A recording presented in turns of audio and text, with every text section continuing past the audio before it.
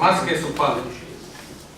S neskrivenim zadovoljstvom mogu vas izvijestiti kako su stvari oko Dokus grupe napokon izašle na vidjelo.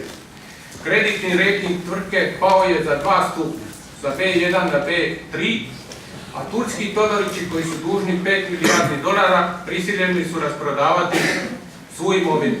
Pa su tako najluksuzniji hotel u Madridu, vilu Meganu, prodali za 210 milijuna eura, a Europska banka koja im je kreditor uzela im je 25% marine Dalmacije u Bibinju i Sukošanu, a ukoliko ne iznađu sredstva za podmirenje dugova do travnja, uzet će im još 25%.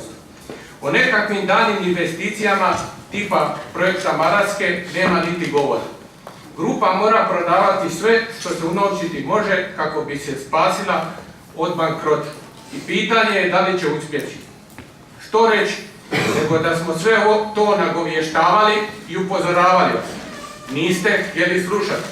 Kleli ste se u Turke i Dokus grupu, među ostalim i vi, župan. Unete se i u turske koncesionare Gaženice, Global Port Holding. Nakon što su preuzeli putnički dio luke, ništa se ne događa. Nema gradnje, nema home porta, nema putnika. Jedino što se dogodilo jest to da policiji i carini kojima su trebali osigurati prostore u garaženici po povlaštenim bagatelnim cijenama nabijaju nekakve troškove i nude astronomske cijene za prostore u odnosu na prvotno predviđeno. Na to policija i carina ne pristaju, pa je za sad izgledno da neće seliti u Gaženicu. Tako, hrvatska policija i hrvatska carina ne mogu preseliti u hrvatsku Gaženicu jer ih ucijenjuju i reketare gaženički Turci. Župane, što namjeravate poduzeti po tom pitanju? Drugo, slučaj zapošljavanja pjevača, osobnog zabavljača Davida Ricova završio je pravomoćnom osuđujućom presudom za Renatu Peroš i Narodni muzej. Nedavnim inspekcijskim nadzorom zapošljavanja sestrične Renate Peroš Mihaele Skledar utvrđeni su prekršaji iz 3 zakona, te je protiv Renate Peroš i Narodnog muzeja opetovano pokrenut prekršajni postupak. Dakle, dogodilo se upravo ono što sam nagovijestio na prošloj sjednici Županijske skupštine. Sada ću vam reći da zapošljavanje Mihaele Skledar nije zadnji slučaj protuzakonitog zapošljavanja u Narodnom muzeju, ima toga još i više nego što mislite. Opet ću se igrati proroka i reći ću da će svi završiti prekršajnim postupcima i osuđujućim presudama. Eto, dovoljno sam pametan da znam čitati te sam upoznat s osnovama radnog zakonodavstva za razliku od nekih ovdje. Na prošloj sjednici, župane, odgovorili ste mi da ste u muzejsko vijeće imenovali Marinu Dujmović-Vuković i Vesnu Sabolić kako bi se situacija popravila i kako bi one pazile na to što se u zemlji događa. Tom muzejskom vijeću protokolirao sam 17.1., znači prije gotovo 2 mjeseca, 2 jednostavna pitanja na koje do današnjeg dana nisam dobio odgovor. Pitanja su sljedeće.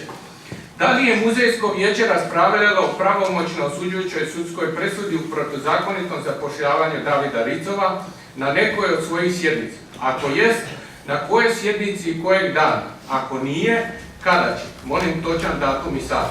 Drugo pitanje. Da li je napravljen inspekcijski nadzor inspekcije rada u slučaju zapošljavanja Mihaele Skledar u Narodnom muzeju i koji su rezultati tog nadzora? Znači, nisam dobio odgovore nakon 2 mjeseca.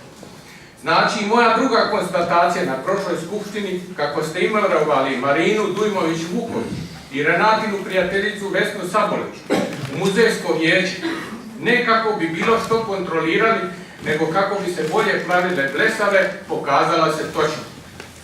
Ni tu nebulozama nije kraj. Nadopunu vašeg odgovora na moje pitanje o Narodnom muzeju na prošloj skupštini dao je pročelnik Ivan Šimunić. U njemu stoji kako je muzejsko vijeće zadužilo ravnateljicu da žurno uputi djelatnike na edukaciju, kako se ne bi događali propusti prilikom zapošljavanja.